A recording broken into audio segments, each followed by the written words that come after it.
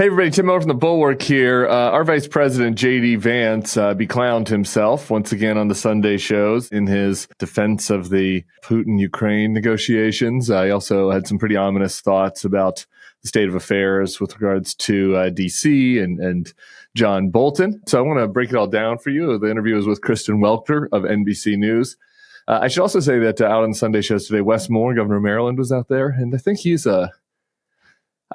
there's a lot to like about Wes Moore as far as future faces of the Democrats are concerned. I did an interview with him, a couple months ago now that I recommend folks go back and check out if they want more Wes Moore. But sadly, this video is not about Wes Moore. It's about the most condescending and unbearable person in public life, JD Vance. I want to start with his stupidest answer, and then we'll kind of track back from there. Vance is asked about what message it would send to China regarding a green light to invade Taiwan if Russia ends up being able to keep territory that they seized during the invasion of Ukraine. Let's listen to JD's response to that. If Russia is allowed to keep any of the territory that it illegally seized, what message does that send to China? Does it give China a green light to invade Taiwan? Does it give Russia a green light to invade other European countries, which is what your European allies are concerned about? Well, first of all, the Ukrainians are going to ultimately make the determination about where you draw the territorial lines in their own country. But, Kristen, this is how wars ultimately get settled. If you go back to World War II, if you go back to World War I, if you go back to every major conflict in human history, they all end with some kind of negotiation. This is how wars get settled, going back to World War II? I mean, sure, I guess in the narrowest sense, all wars do end up with a peace agreement. I mean, it's usually like a surrender in most cases. And if you're to give an example of that, he also mentions World War I, which is somewhat closer to what we're seeing here. A lot of differences there as well. But there's no similarity between World War II. I mean, Hitler killed himself in a bunker. Putin had the red carpet rolled out for him by the president of the United States. There was never a moment where Hitler and Mussolini were landing in America and FDR or Truman was waiting for them, clapping on the tarmac. Like that didn't happen. There is no... This idea that every major conflict in human history, they all end with some kind of negotiation. Like, again, it's like at the very end, there's a negotiation. This reminds me always of the Vance and others' defense of the January 6th insurrection, which was like, it was a peaceful transfer of power. And it's kind of like, well, yeah, at like the end of it, like the final minute was peaceful, but there was a lot of non-peaceful activity in the lead up to that final minute, including the sieging of the Capitol. And that is the thing here, right? Like, so sure, eventually there has to be some kind of negotiation, but not like this. And this is what they're doing is closer to what Chamberlain did during World War II that escalated the conflict. Hitler did not get any land from any other countries. Neither did Japan. You might remember there's an atomic bomb shot in Japan. I mean, like there's just like this notion that the only way for this to end is for you to coddle Putin and rub his belly and treat him like he's some great leader and give a bunch of concessions to him.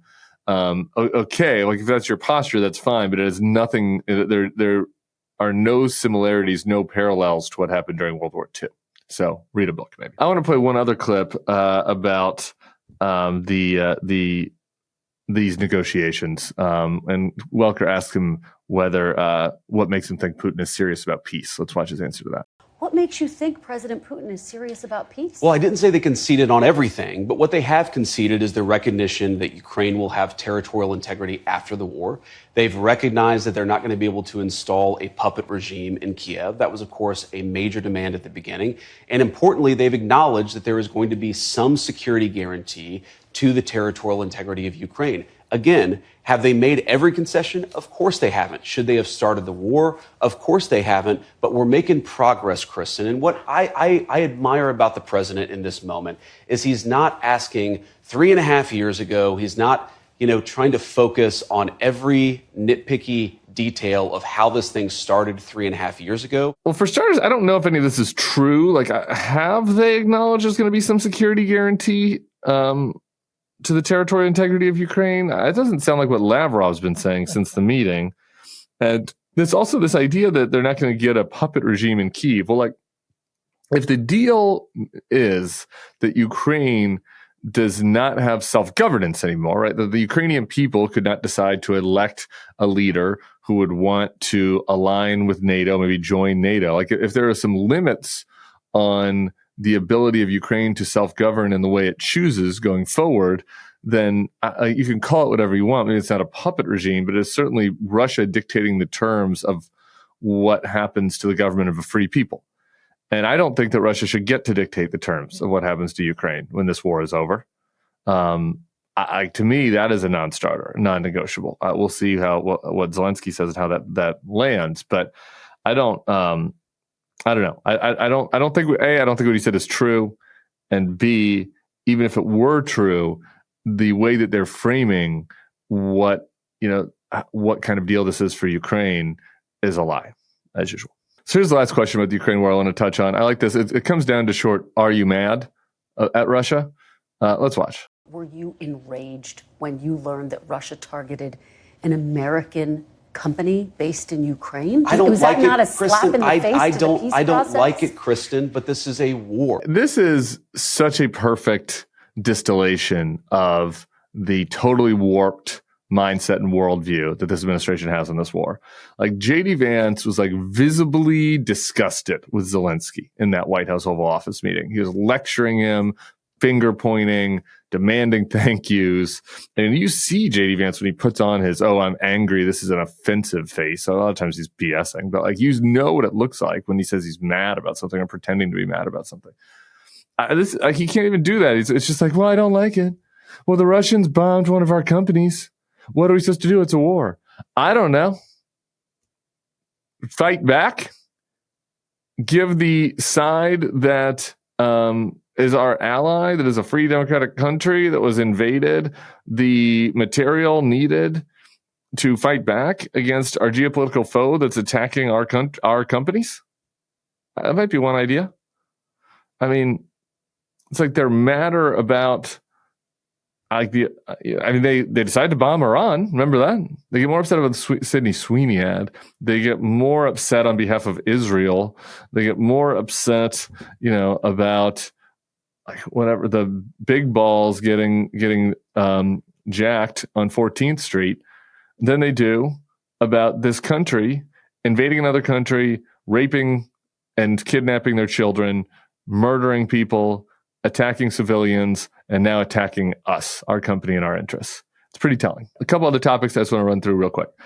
He was also asked about the John Bolton investigation. Let's just watch the beginning of that answer. We're in the very early stages of an ongoing investigation into John Bolton. I will say we're going to let that investigation proceed. What I can tell you is that unlike the Biden DOJ and the Biden FBI, our law enforcement agencies are going to be driven by law and not by politics. And so if we think that Ambassador Bolton has committed a crime, of course, eventually prosecutions will come. But as you know, Kristen, this is all part of gathering evidence, trying to understand something that we're worried about. And of course, I'll let the FBI comment on the next stage of the investigation. What's at the root of this? Is this about classified documents? Well, again, I'll let the FBI speak to that. Classified documents are certainly part of it, but I think that there's a broad concern about Ambassador Bolton. We are in the early stage of an ongoing investigation. That's an interesting slip there. Who's we? I guess you're just admitting this to the Trump administration that is doing it. That's not like an independent DOJ.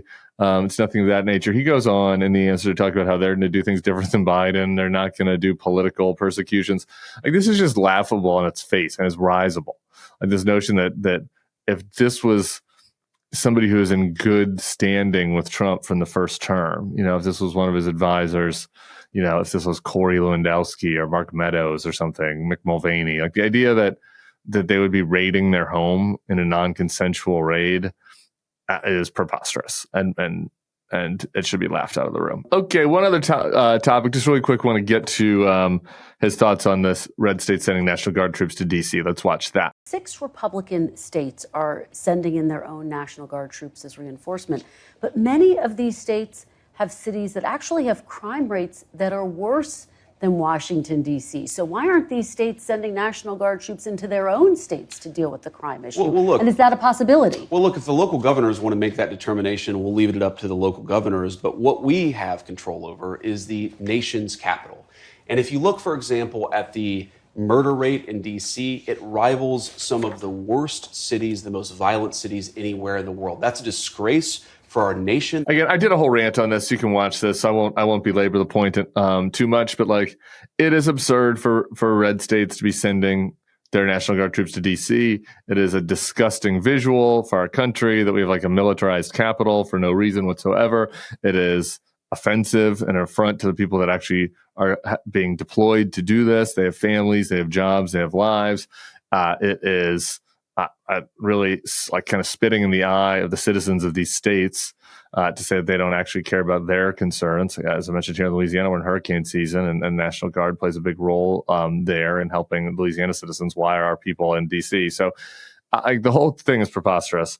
But I do get a kick out of Vance, again, in his haughty way. If the local governors want to make that determination, we'll leave it up to the local governors. You literally deployed National Guard troops to Los Angeles over the objection of the local governor.